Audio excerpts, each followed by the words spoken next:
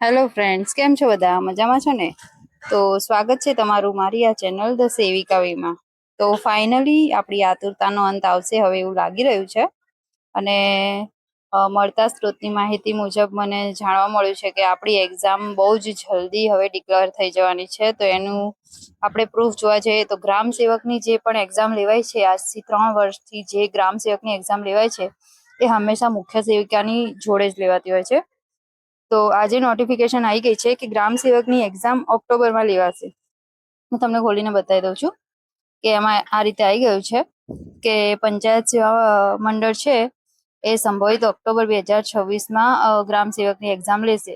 તો પછી આપણે પણ એવી તૈયારીમાં રહીશું કે હવે 2 થી 3 દિવસમાં આપણી પણ નોટિફિકેશન આવી જશે અને આપણી એક્ઝામ જલ્દી જ, આઈ થિંક ઓક્ટોબર સુધીમાં જ આપણી પણ એક્ઝામ કન્ડક્ટ થઈ જશે.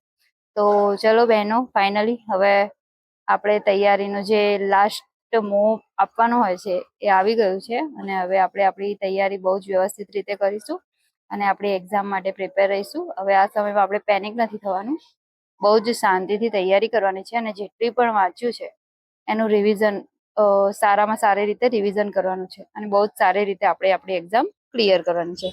ઓકે, તો આજે હું તમારી માટે આ જ માહિતી લઈને આવી હતી. નેક્સ્ટ મળીશું આપણે આગળ બીજા વિડીયોમાં. Thank you.